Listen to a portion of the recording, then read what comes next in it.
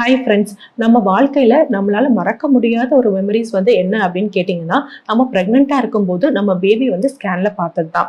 So ஸ்கேனில் பார்த்தீங்கன்னா, ஆரம்ப ஸ்கேனில் இருந்து படிப்படியாக பேபி எப்படி க்ரோத் ஆகிட்டு இருக்காங்க, பேபியோட கை எப்படி இருக்குது, கால் எப்படி இருக்குது, ஃபேஸ் எப்படி இருக்குது அப்படின்னு நம்ம பார்த்துருப்போம் இல்லையா?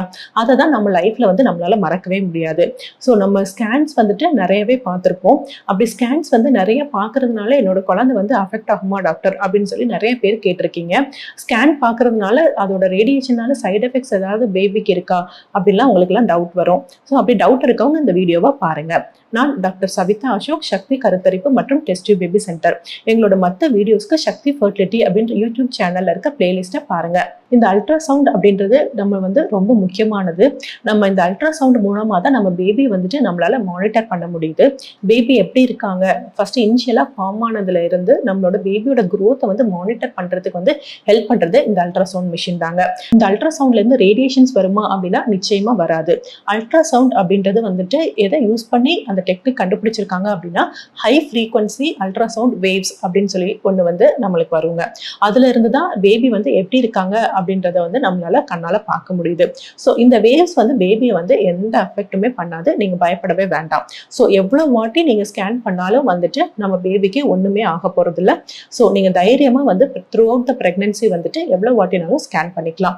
ஏன்னா நிறைய ரிசர்ச் ஸ்டடிஸே சொல்றாங்க, பேபிஸை அல்ட்ராசவுண்ட் பண்ணாத பேபிஸும் சரி, பண்ண பேபிஸ்க்கும் சரி என்ன டிஃபரன்ஸ் அப்படின்னு சொல்லி கண்டுபிடிக்கும் போது ரெண்டு பேத்துக்குமே எந்த ஒரு டிஃபரன்ஸுமே இல்லைங்க. ஸோ நிறைய வாட்டி நம்ம ஸ்கேன் எடுக்கிறோமே அப்படின்றத பயம் உங்களுக்கு வேண்டாம். முன்னாடி காலத்துலலாம் இந்த ஸ்கேன் மிஷின் இல்லாதப்போ பேபி எப்படி இருக்காங்க அப்படின்னு நம்மளால பார்க்க முடியாது. ஏன்னா ஒரு சிலருக்கு பார்த்தீங்கன்னா இதனாலேயே கூட பார்த்தீங்கன்னா உடல் குறைபாடுள்ள பேபிஸ் எல்லாம் நிறைய பறந்துட்டு இருந்தாங்க. பட் இந்த அல்ட்ராசவுண்ட் எப்போ வந்ததோ அதுல இருந்தே அந்த காம்ப்ளிகேஷன்ஸ் எல்லாமே நம்மளால ரொம்பவே கம்மி பண்ண முடியுது. அந்த பேபி கரெக்டா எந்த பொசிஷன்ல ஃபார்ம் ஆயிருக்காங்க, அந்த பேபியோட ஹார்ட் பீட் வந்துருச்சா அப்படின்னு ஏர்லி ஸ்டேஜ்ல இருந்து பேபியோட அனாமலிஸ் ஏதாவது இருக்கா அப்படின்னு பாக்குறதுல இருந்து அடுத்து பேபிக்கு growth எப்படி இருக்கு, பேபியை சுத்தி தண்ணி அளவு எப்படி இருக்கு, பேபி ஆரோக்கியமா வளர்ந்துட்டு இருக்காங்களா, பிளாசண்டா எப்படி இருக்கு அப்படின்ற வரைக்கும் எல்லாமே நம்மளால இந்த அல்ட்ராசவுண்ட் மூலமா பார்க்க முடியும். ஸோ இவ்வளவு அட்வான்ஸான இவ்வளவு முக்கியமான அந்த அல்ட்ராசவுண்ட் மிஷினால உங்களோட பேபிக்கோ எந்த ஹார்மும் வரப்போறது இல்லை. ஸோ நீங்க பயப்படாம அல்ட்ராசவுண்ட் பண்ணிக்கலாம். அதே இது பாத்தீங்கன்னா பிரெக்னெண்டா இருக்கும் போது எக்ஸ்ரேவோ இல்ல சிடிஓ எடுக்கலாமா அப்படின்னா கட்டாயம் நீங்க எடுக்கக்கூடாது. ஏன்னா அதுல இருந்து வர ரேடியேஷன்ஸ் கட்டாயமா பேபியை பாதிக்கும். அதன் மூலமா உங்களோட பேபிக்கு ஏதாவது குறைபாடு வரதுக்கும் சான்சஸ் இருக்கு. ஸோ சிடி எக்ஸ்போஷரோ இல்லாட்டி எக்ஸ்ரே எக்ஸ்போஷரோ கட்டாயம் பிரெக்னன்சி அப்போ இருக்கக்கூடாது. சரி, இந்த அல்ட்ராசவுண்ட் மூலமா என்ன யூஸ் அப்படின்னு சொல்லி நம்ம இப்போ பார்க்கலாங்க. பிரெக்னன்சி அப்போ அல்ட்ராசவுண்ட் எப்போ பண்ணுவோம் அப்படின்னு கேட்டீங்கன்னா 6 வாரத்திலேயே பண்ண ஆரம்பிச்சிருவோம்.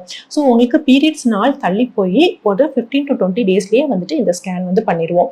அப்போ இனிஷியலா ஃபர்ஸ்ட் பார்த்தீங்கன்னா முதல் ஸ்கேன் மட்டும் டிரான்ஸ்வெஜினல் அல்ட்ராசவுண்ட் அப்படின்னு சொல்லி அடிவழியா பார்ப்போம். ஏன் அப்படின்னு கேட்டீங்கன்னா அப்பதான் குழந்தை எந்த இடத்துல ஃபார்ம் ஆயிருக்காங்க, குழந்தையோட ஹார்ட் பீட் கரெக்டா இருக்கா, அண்ட் குழந்தையோட வளர்ச்சி கரெக்டா இருக்கா, 6 வீக்ஸ்க்கான வளர்ச்சி இருக்கா, அண்ட் டேட்டிங் ஸ்கேன் அப்படின்னு சொல்லுவோம். குழந்தையோட வளர்ச்சியை பொறுத்து உங்களுக்கு டெலிவரி டேட் எப்போ அப்படின்னு சொல்றது எல்லாமே இந்த டிரான்ஸ்வெஜினல் அல்ட்ராசவுண்ட் மூலமா தான் பாசிபிள். அதே இது நம்ம ரொம்ப குழந்தை சிறுசா இருக்கும் போது அப்டாமன்ல வச்சு பார்த்தோம் அப்படின்னா கரெக்டா தெரியாதுங்க. எந்த பொசிஷன்ல ஃபார்ம் ஆயிருக்காங்க, ஹார்ட் பீட் வந்திருக்கா அப்படின்றதுலாம் கரெக்டா தெரியாது.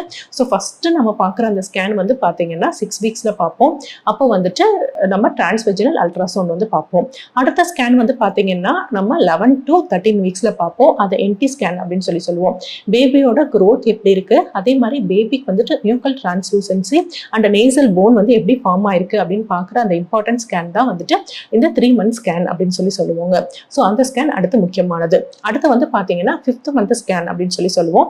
அது அனாமலி ஸ்கேன் அப்படின்னு சொல்லுவோம். பேபியோட உறுப்புகள் எல்லாம் எப்படி ஃபார்ம் ஆயிருக்கு அப்படின்னு சொல்லி பார்க்கறது தான் இந்த அனாமலி ஸ்கேன். ரொம்ப முக்கியமான ஸ்கேன் நீங்க மிஸ் பண்ணக்கூடாது அப்படின்னா இந்த உடல் உறுப்புகளை பார்க்குற இந்த ஸ்கேன் தான். இது நம்ம 20 to 24 வீக்ஸ்ல நம்ம பார்த்துடலாம். ஸோ பேபிக்கு குறைபாடு இருக்கா இல்லையா அப்படின்றத நம்ம தெரிஞ்சுக்கக்கூடிய ஒரு ஸ்கேன்.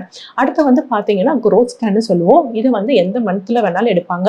ஒரு சிலர் 8th and 9th மந்த்ல எடுப்பாங்க, ஒரு சிலர் 7th மந்த்ல இருந்தே ஸ்டார்ட் பண்ணிடுவாங்க.